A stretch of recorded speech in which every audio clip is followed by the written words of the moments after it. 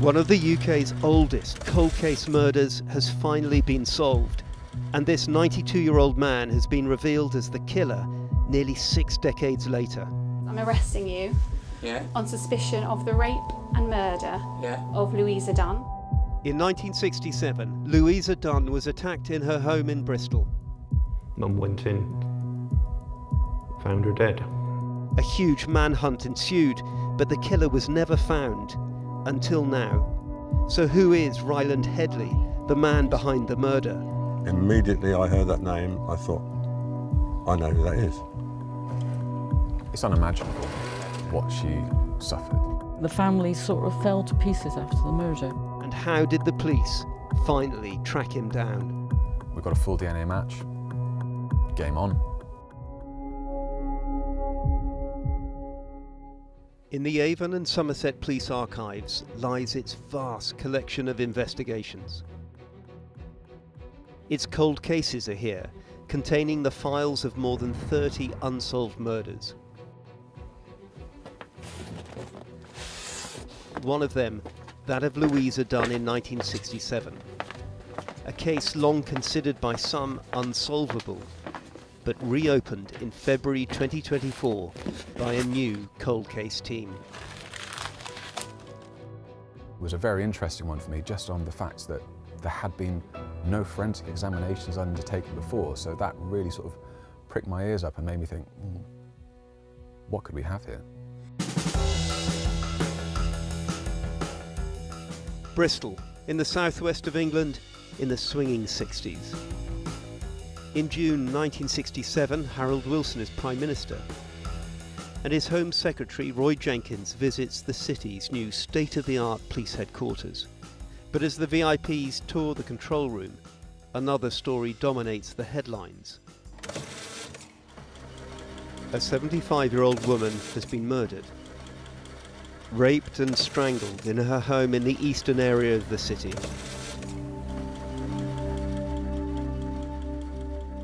Her name is Louisa Dunn, and she lived on Britannia Road.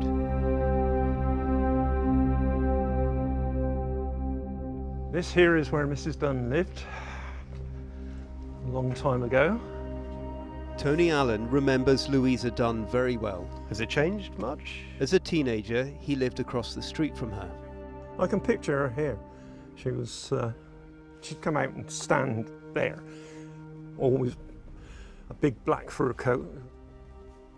It was his mother who found Louisa's body. Shouted, knocked, no answer. And she climbed up on the sill there and could peek through the top and see that Miss Dunn was on the floor. And then Mum climbed in through, opened the window and climbed through. And then they got the door open and Mum went in. And it was, found her dead. One neighbour heard a piercing scream in the night but saw nothing. These crime scene images from the time show a ground floor back window where the killer broke in, the back room where he then rifled through drawers, and from the outside the front room where he strangled Louisa, it's thought, with a scarf. She was found on the floor with bruises to her neck, blood in her ear. Her underwear was around her ankles. It's unimaginable, what she suffered in her own home where she should have felt safe. I've seen the photos as part of the investigation. They're horrific. I can't even begin to comprehend how terrified she must have been, having an intruder within her own home, attacking her, raping her and ultimately killing her. The family sort of fell to pieces after the murder. And I didn't realise that was what was happening at the time, but I do now.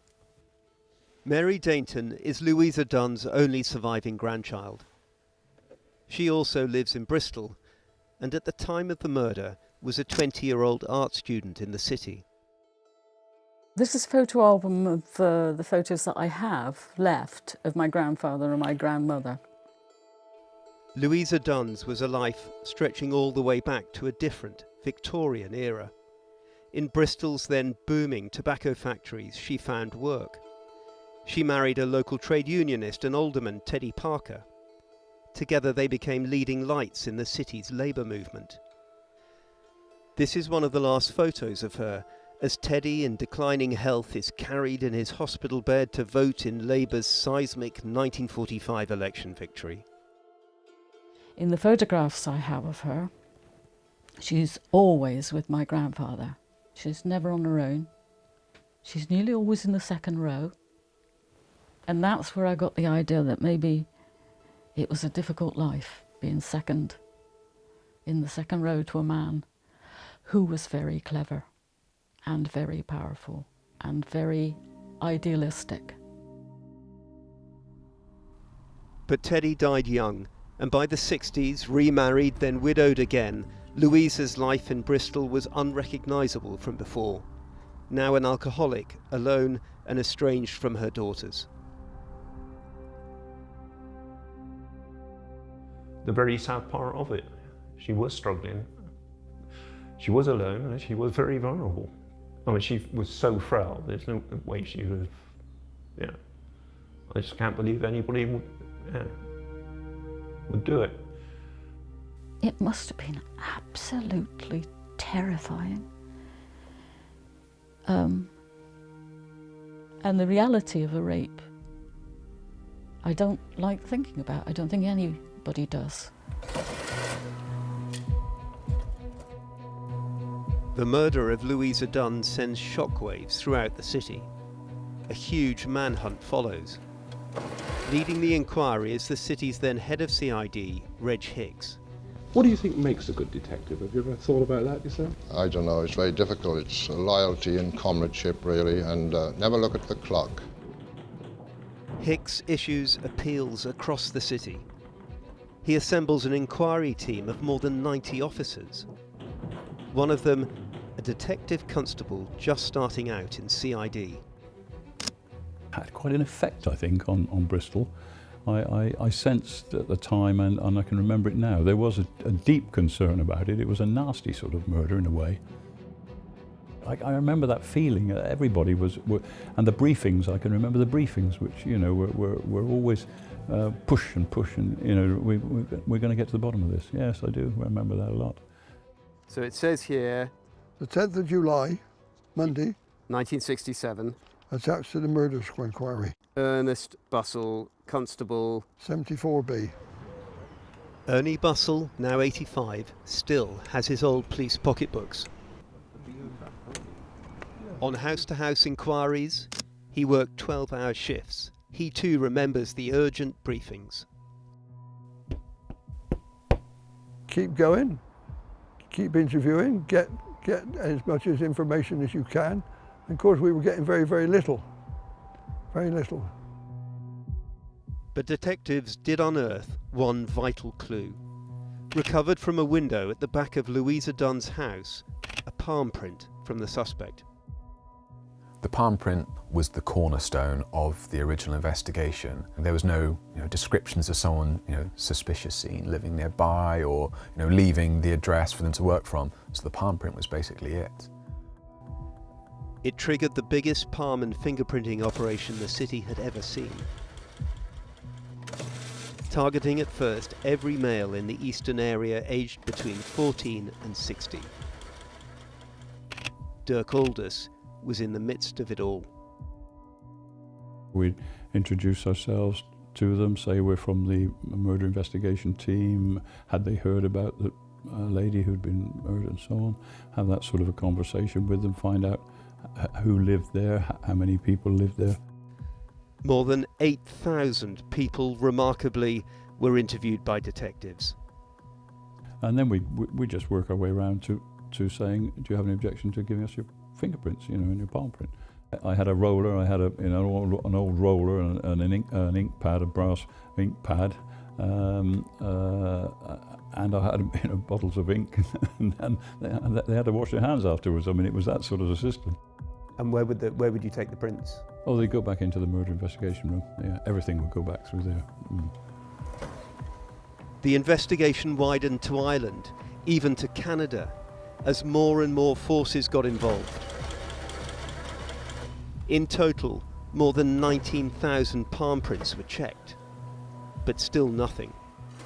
The inquiry eventually shut down. Louisa Dunn's murderer had slipped the net.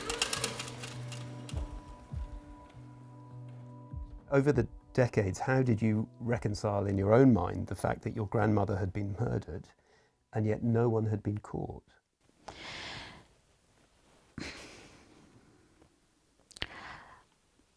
That's a really difficult thing to answer. Very difficult thing. I accepted it. I accepted that some murders just never get solved. And some people just have to live with that emptiness and that sadness. That's my mother. Mm-hmm. Mary says her mother had a breakdown, banning any discussion of the murder. She never talked about it at all. And my dad never talked about it. I think he had also been told by her, you don't do this. You know, you leave Mary alone. She's going to have a future and her future's going to be bright, and don't cloud it. And how do you feel about that now? I think it is more difficult for me now because I suppressed it.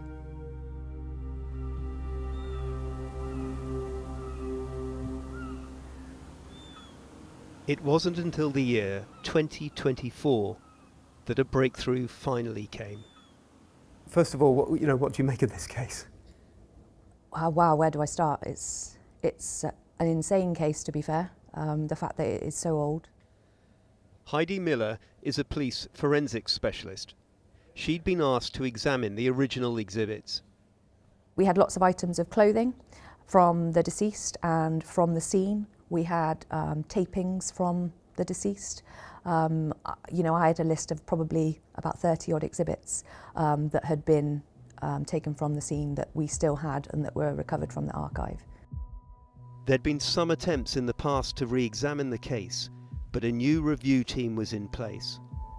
Among items sent for the very first time for forensic testing was the blue skirt Louisa Dunn had been wearing that night. Could it contain any traces of semen and a suspect's DNA? The first thing that they would do in the lab is an acid phosphatase test, where they put sort of filter paper over the skirt and spray it to obviously see if there's any reaction that gives them an indication that there might be semen present. And that was negative initially. But then a forensic scientist cut out sections of the skirt.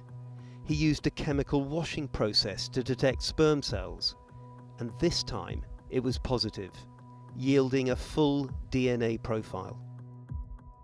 It was just goosebumps, and I still get those now, from September last year when I remember that call. But at that point I didn't know whether that person was dead or alive. We knew nothing, just that it had hit against a profile on the National DNA Database. So I went to my forensic submissions team, and a match report had gone through to their email address, and that's when I first heard the name Ryland Headley.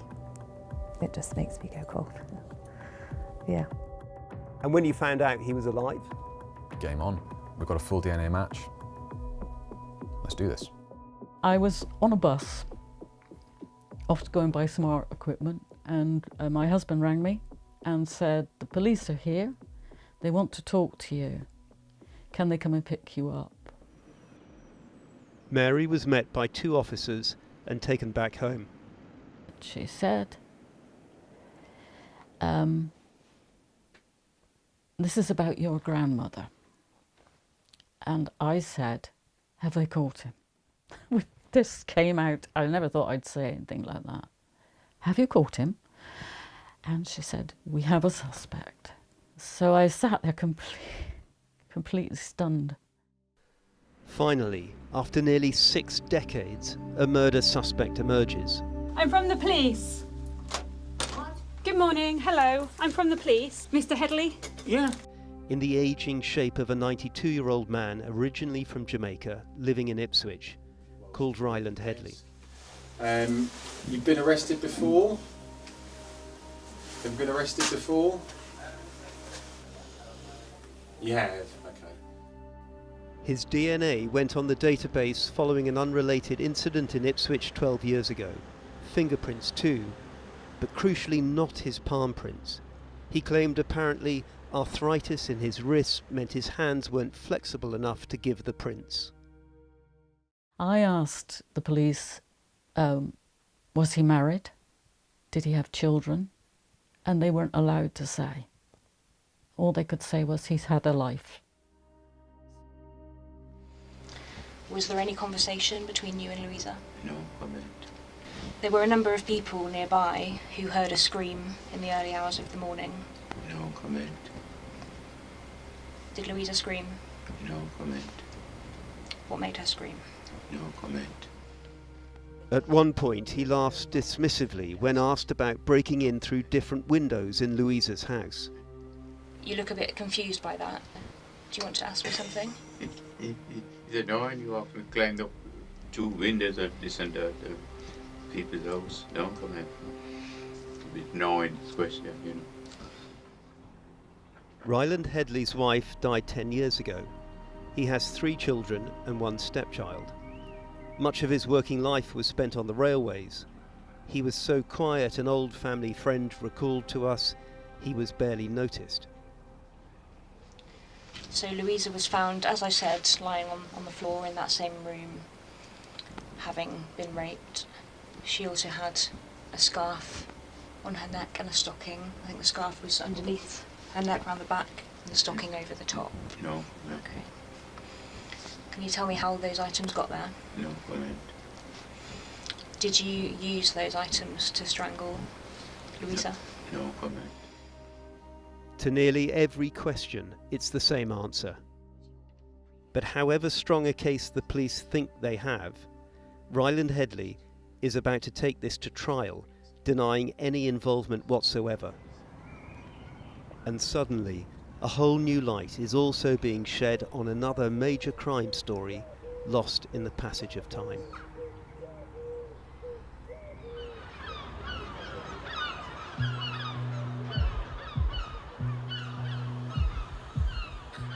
It is now 10 years since the murder of Louisa Dunn in Bristol, and here another police force is in a race against time.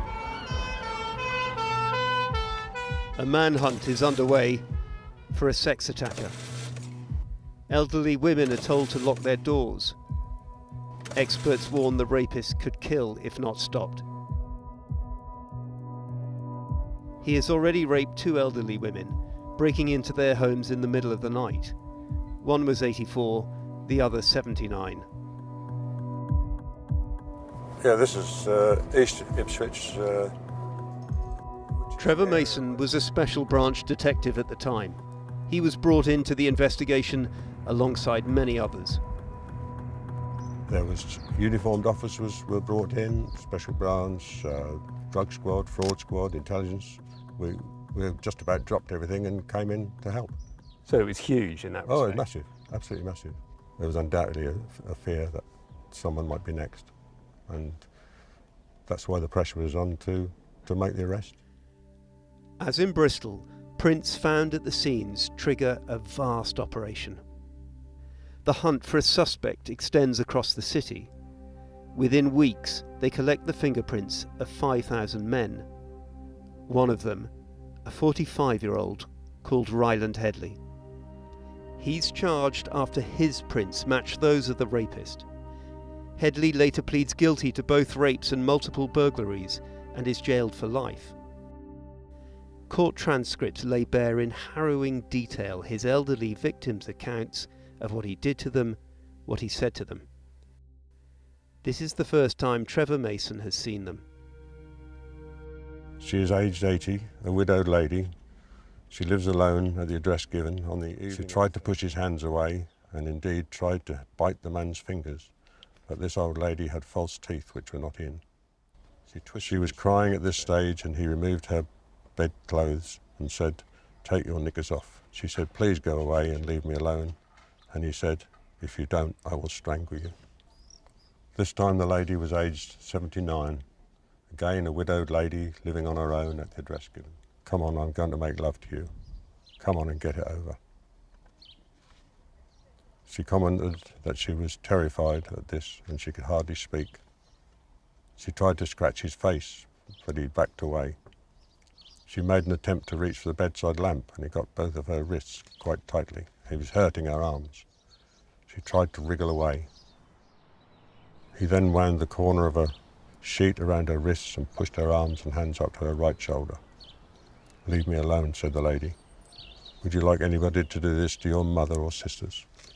Terrible, really, really is bad. So that was the man that you were after? That's the man we were after, and thank goodness we found him.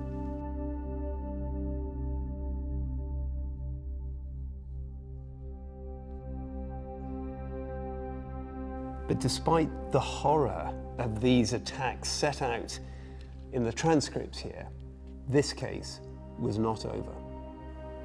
Headley appealed his life sentence.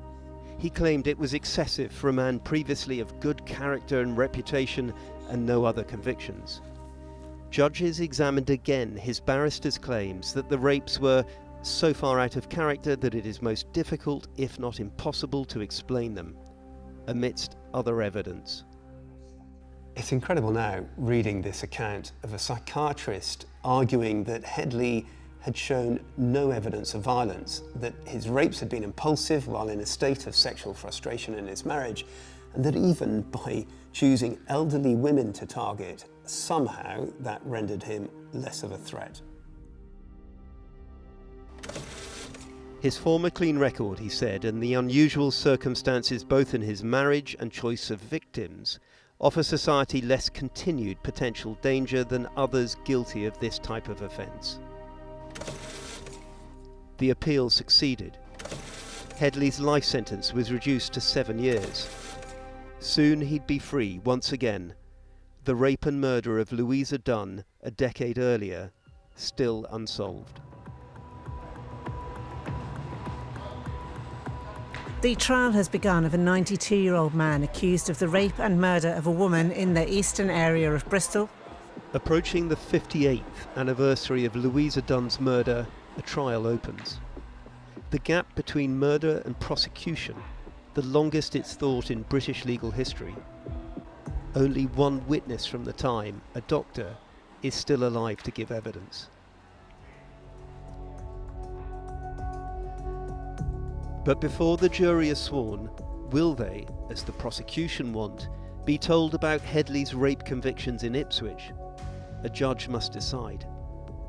Headley appears in the dock, expressionless, as the brutality he inflicted upon 2 elderly women in 1977 is set out before the judge. And what he did to them, the judge has just said, has such striking and chilling similarities to what Headley's accused of doing to Louisa Dunn 10 years earlier that jurors, he's concluded, can be told. In the days following, the DNA evidence is presented. So too the area where he lived at the time of the murder, Picton Street in nearby Montpellier, just outside the mass fingerprinting zone. Jurors are shown how ridge characteristics of the palm prints he gave last year match those found at the scene in 1967. Is there any legitimate reason why it might be your handprint? No, correct. And they have read to them the statements of the 2 elderly women he raped in Ipswich. Headley's barrister spoke on his behalf, arguing he had nothing to do with the events in Bristol in 1967.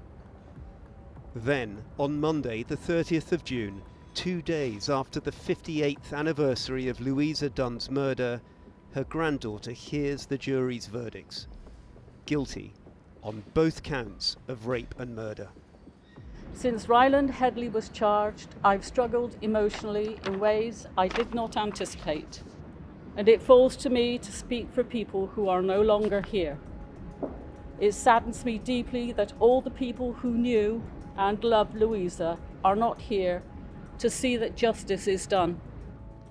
Ryland Headley has left a legacy of misery and pain through his offending, and likely thought he'd got away with Louisa's murder until officers knocked on his door last November. Crimes of this magnitude should never go unpunished, and we remain relentless in ensuring we do everything we can to advance other unsolved murder cases in the Avon and Somerset area.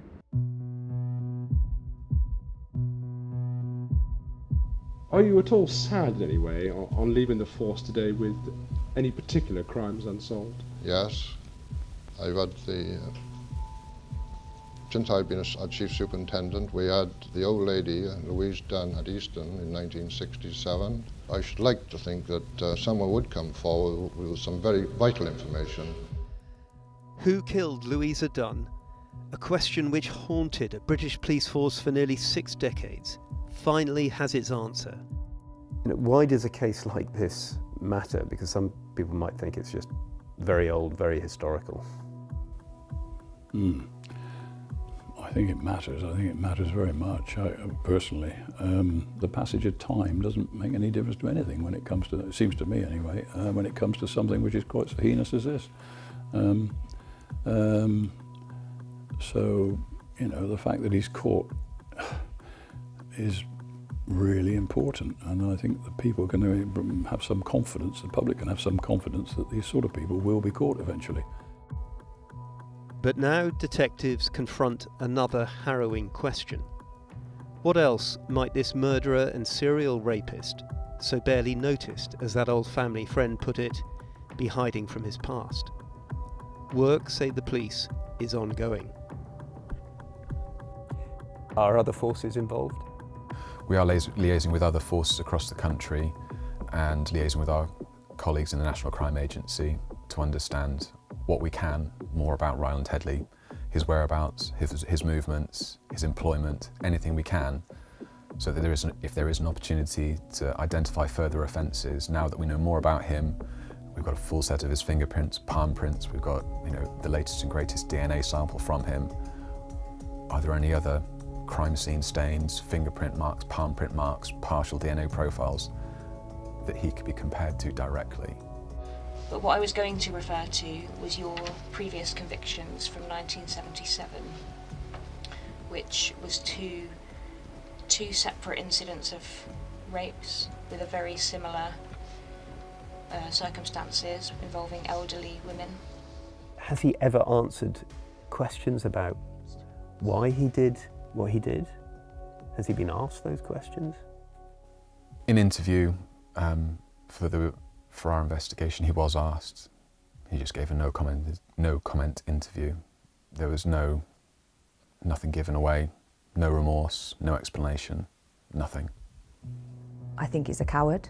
I think he would have gone to his deathbed, not ever telling anyone what he had done. There would have been no closure for anyone, and I think that's horrific. It could be argued that he got one over on the criminal justice system in 1977 when he got that life sentence reduced to 7 years on the grounds he'd never done anything like that before. Yeah, that is a very good way of summing it up. Yeah, he conned the justice system, but he's got his comeuppance now.